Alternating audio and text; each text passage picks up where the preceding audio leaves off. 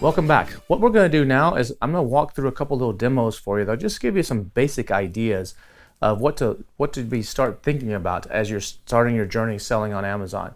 So if you can, look down the download section right here and below. You should see something that says downloads. If you click on that, you should see a couple spreadsheets in there.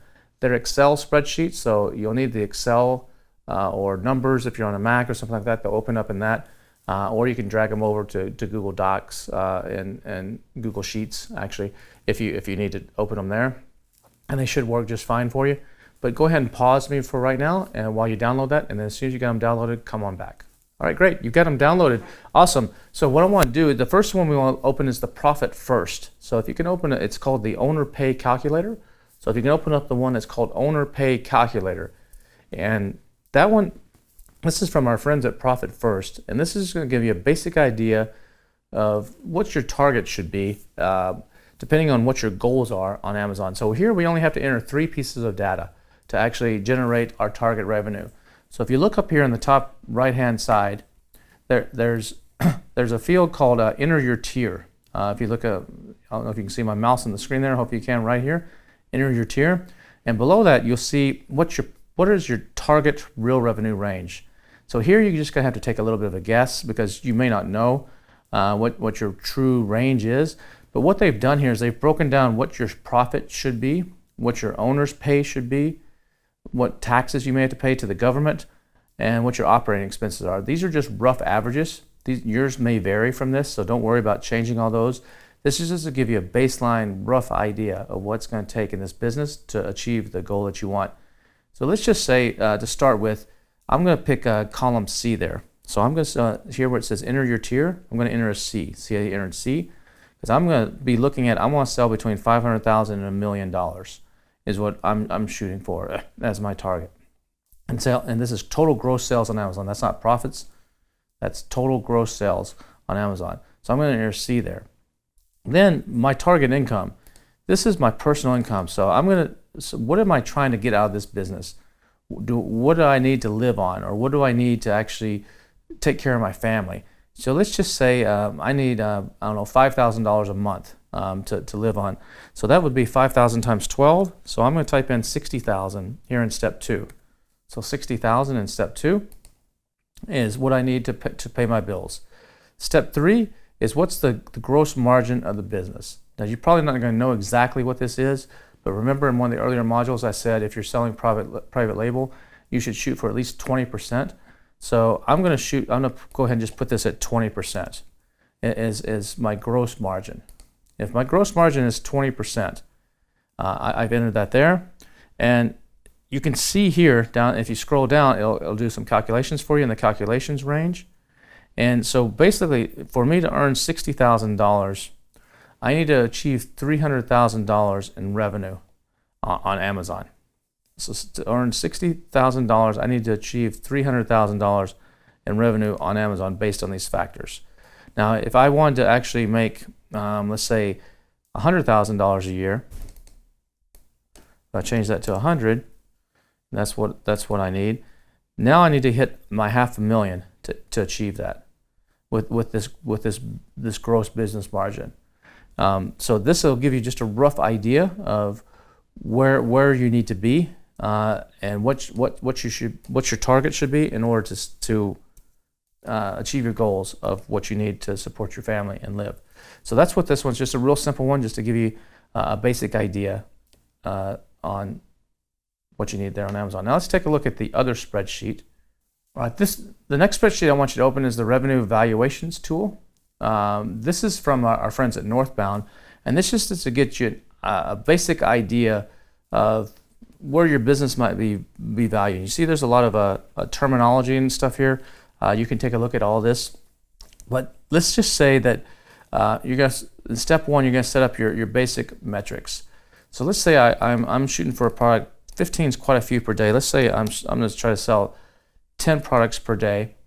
And let's say that I'm going to have, hopefully over time, I'm going to have 5 different products. So let's say that I'm shooting for, remember I said $20 should be the minimum you should be selling for if at all possible. Let's say I'm going to shoot for a target of $30 as my average product selling price. Some might be 40, some might be 25. Let's just say the average is 30. And my target annual revenue, let's say I'm trying to hit. So remember on the other spreadsheet, it was 500,000. So I entered 500,000 right here. And now this is going to then make some calculations down here. Now you see everything in yellow you can change. So the Amazon fees are set here down in the profit and loss to 15%. Your category could be more or less, but 15% is a good number just to run with right here. Your Amazon FBA fees, 18% is good. Remember the rule of threes I said earlier. So 18 plus 15 is basically 33%. That's a good one. This is just an estimator. Now, this is not exact science. Remember, this is just an estimator. The product cost, I'm shooting for, I'm actually raised that to 30%. Because using the rule of threes, actually, if you want to be very specific, we'd say 33. The shipping cost, this is just another guess. We're going to say adds about 5% to it. In today's world, the shipping costs have actually gone up. So I'm going to go ahead and put this at 10%. The duties and other variable costs, depending on what you're selling, your duties could be 0, or you could have a tariff. There's some items that people affectionately call it the Trump tariff. That's as high as 25%. So I'm going to go ahead and assume that my product has this 25% tariff and let's say a 2% duty. So I'm going to put it at 27%. As you can see here, if these were the metrics, I'm actually losing negative 3%. So this is not going to work for me. So I'm going to have to find a way to actually cut my costs. So my product cost, maybe I'm going to have to shave this back down to 20%. I'm going to have to do a better job instead of a 3x, I'm going to have to do a 5x on my product cost. If I can do that, then I can get a gross profit margin of around 10%. I can't do much about the Amazon fees. I could actually come up here and try to sell more units in step 1, or I could try to sell something that's a little bit higher price maybe to try to make up this. So maybe my target needs to be $40 items. If I do average selling price of $40, and then I scroll down and see my selling price here of 15, 18. So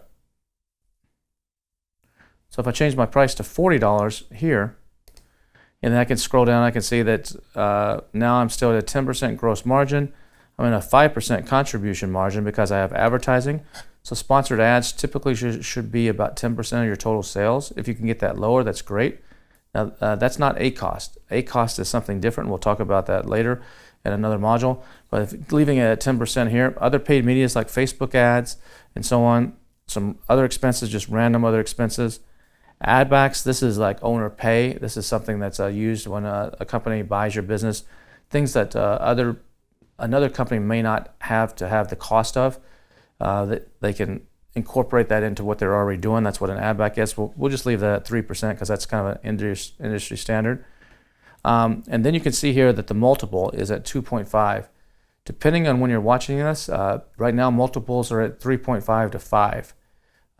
So I'm just going to put this at a 3 just to be conservative.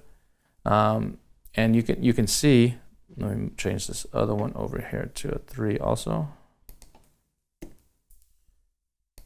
You can see here that this business is worthless because it's actually got negative cash flow and no one would even buy it. So I'm going to have to do something different. I'm going to have to sell more. Let's say if I sell 20 per day, will that change things? Nope, that doesn't fix any things either. That makes things even worse. So if I put this back to 10 per day, and I'm going to have to cut my costs somewhere. I'm going to have to, right here, this 27%, this is killing me. So you're going to have to find out before you, and this is a mistake a lot of people make, is they don't actually find out if there's a tariff. You can get this from what's called the HS codes. And so when you're talking to your supplier, we'll get into this in the shipping section in a lot more detail. They can give you a universal code that kind of classifies this item, and you can check with a freight forwarder, or there's a database you can go to online, and you can actually see what these codes are. So this is stuff for stuff coming out of China. So maybe I need to buy my product not from China, but from Vietnam or from India or somewhere else where I can get it for just a 2% duty instead of paying that 25% Trump tariff, which was implemented during the Trump presidency, and it's still Biden, as of the recording of this, is still active, and it may be still active when you're watching this. If it's not, that's great. But if by doing that, you can see it makes a huge difference in our business. We just knocked 25% of tariffs off, And now we have a business that's actually making money. It's got a decent gross profit, and the estimated value of this business is about $270,000 on the P&L here if we hit this target of $500,000. But that's a very low $500,000. Most of these aggregators don't want to buy it. They want to see you more up in, like, say, the $2 million range. So if I was able to get my sales up to $2 million, I can actually sell this for over $1 million. And I can be making a little bit of a profit along the way, paying myself a little bit of money, and then take a big payday for $1 million in 2 to 3 years, and then hopefully stash some of that money away, and then go do this again. You'll have a non-compete, so you won't be able to compete in the same category, but you can open up a business in another product line or another category, and do it all again, then sell it again. So you can see here, you could sit here and play with this for a long time. There's some data on the right-hand side that kind of explains everything to you. I'm not going to go through all that, but just play with this, and this will give you a ballpark idea of, like, okay, how do I need to be thinking as I'm going through the rest of the Freedom Ticket, looking for the type of products I want to sell, and where do I really need to be. So hopefully this has helped you, and looking forward to seeing you in the next module.